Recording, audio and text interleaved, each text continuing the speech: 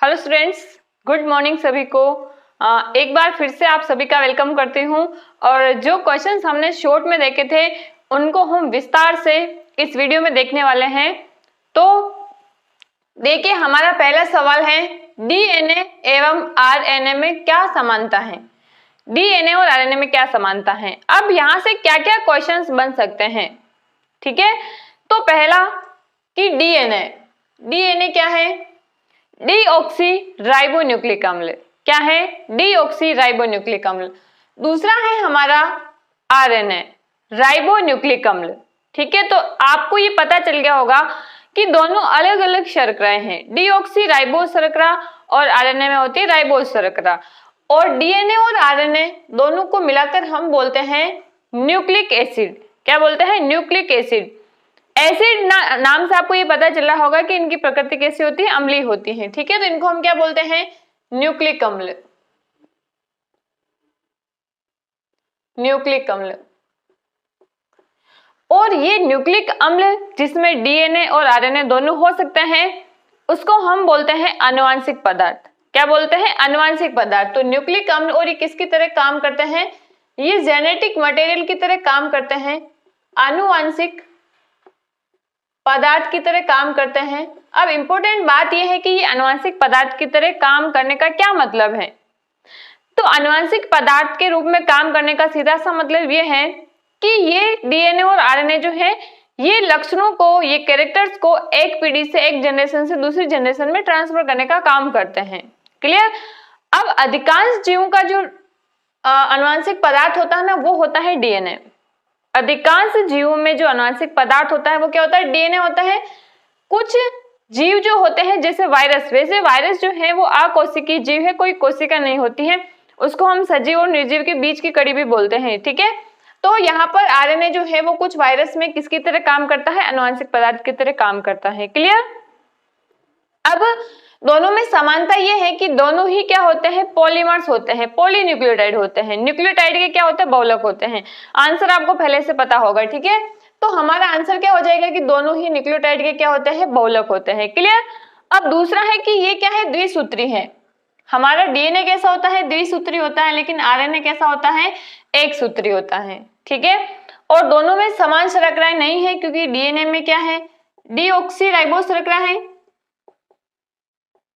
Deoxy ribose शर्करा है। और आरएनए की यदि मैं बात करूं तो आरएनए में कौन सी शर्करा है, आरएनए में राइबोज शर्करा है, जैसा कि आपको नाम से ही पता चल रहा होगा, राइबोज शर्करा, ठीक है। और फिर चौथा ऑप्शन है समान पिरिडिन। मैं अलग से वीडियो बनाऊंगी प्यूरिन एंड पिरिमिडिन, ठीक है। तो पिरिमिडिन में हमारे पास जो है वो एक अंतर होता है, डीएनए में जो है वो होता है थाइमिन, जिसको हम टी से लिखते हैं। लेकिन इसी जगह यदि मैं आरएनए की बात करूंगी डियर फ्रेंड्स, तो आरएनए में थाइमिन के स्थान पर क्या होता है, यूरेसिल होता है। ये क्वेश्चन हमने पिछले वाली वीडियो में भी किया था। क्लियर। तो इसका करेक्ट आंसर क्या हो जाएगा, इसका करेक्ट आंसर हो जाएगा कि दोनों में समानता क्या है, दोनों ही न्यूक्लियोटाइड के बहुलक हैं। क्लियर। एंड हमारा नेक्स्ट क्वेश्चन है, एक समुद्री पारिस्थितिक तंत्र में किस क्षेत्र में प्रकाश मंद होता है। आपको बताना है समुद्री इकोसिस्टम, सी इकोसिस्टम। इकोसिस्टम का सीधा सा मतलब यह है कि जहां पर जैविक और अजैविक घटक दोनों होंगे, यानी कि कुछ लिविंग थिंग्स भी होगी, कुछ नॉन लिविंग थिंग्स भी वहां पर मौजूद होगी, दोनों की आपस में क्या होगी, इंटरेक्शंस होगी, उसको हम बोलते हैं इकोसिस्टम। और ये यदि वाटर के अंदर है तो उसको हम क्या बोलते हैं, इसको हम जलीय पारिस्थितिक तंत्र बोलते हैं। क्लियर। अब इंपॉर्टेंट क्वेश्चन जो यहाँ से बार बार पूछा जाता है, ये क्वेश्चन तो आया हुआ है ही, इसके अलावा जो क्वेश्चन पूछते हैं कि पारिस्थितिक तंत्र शब्द किसने दिया था। तो यदि मैं आपसे बात करूं पारिस्थितिक तंत्र जिसको हम इकोसिस्टम बोलते हैं, ये शब्द जो है वो दिया था एजी टेंसलेन ने। किसने दिया था, एजी टेंसलेन ने। तो ये शब्द जो है वो दिया था एजी टेंसलेन ने। क्लियर। हमारा बोर्ड थोड़ा सा छोटा है, लेकिन आप चीजों को यदि स्टेप बाय स्टेप समझते चलेंगे तो आपको चीजें सारी समझ में आ जाएगी। क्लियर। अब पारिस्थितिक तंत्र आप देखते होंगे कि जल के अंदर ये लाइट की बात कर रहा है, जहां पर हमसे पूछे हैं कि सबसे मंद लाइट कहां पर होती है, तो हम यदि देखेंगे कि सनलाइट जो है वो सतह पर सबसे ज्यादा होगी, यानी कि वहां पर प्रकाश जो है वो पर्याप्त मात्रा में होगा। उसको हम बोलते हैं फोटिक जोन या फोटिक या प्रकाशिक क्षेत्र।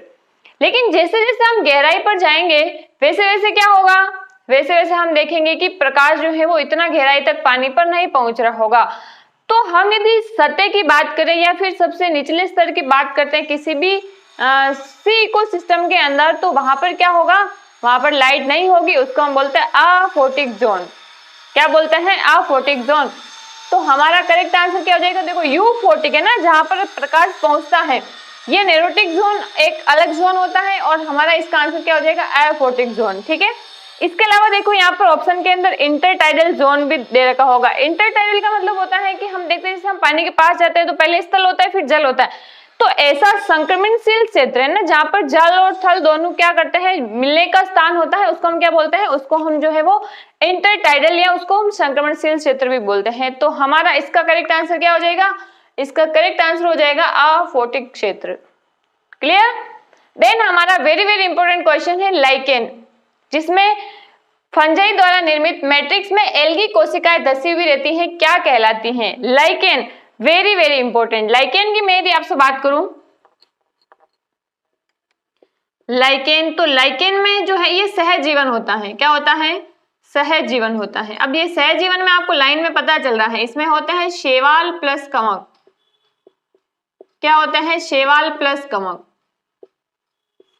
ठीक है, तो लाइकेन क्या है, एक सहज जीवन है जिसमें क्या होते हैं, शैवाल प्लस कवक होते हैं। और सहज जीवन को ही हम बोलते हैं सह परोपकारिता। क्या बोलते हैं, सह परोपकारिता। ठीक है, इसका मतलब ये होता है, इसका मतलब ये होता है कि दो ऐसे जीव जो हमेशा हमेशा के लिए एक दूसरे के हो जाते हैं। ठीक है, हमेशा हमेशा के लिए एक दूसरे का होने का ये मतलब है कि ये एक दूसरे के बिना जीवित नहीं रह सकते हैं। तो इसमें हमारा शैवाल कवक के बिना नहीं जिंदा रहता है और हमारा कवक जो है वो शैवाल के बिना जिंदा नहीं रहता है। इसको हम बोलते हैं लाइकेन। क्या बोलते हैं, लाइकेन। और दूसरी इसकी सबसे ज्यादा इंपॉर्टेंट बात क्या है, इसकी दूसरी सबसे ज्यादा इंपॉर्टेंट बात यह है कि ये प्रदूषित क्षेत्रों में नहीं उगते हैं। जैसे मान लो कहीं पर भी अगर सल्फर युक्त पॉल्यूशन है, जैसे सल्फर डाइऑक्साइड है, सल्फर ट्राइऑक्साइड है, ठीक है, ऐसे यदि कोई गैसेज हैं तो वहां पर लाइकेन की ग्रोथ नहीं होती है। ठीक है, तो जन्मों जन्मों का संगम वाले रिलेशन को हम क्या बोलते हैं, लाइकेन बोलते हैं। ठीक है, तो यहाँ पर हमारा करेक्ट आंसर होगा सह परोपकारिता।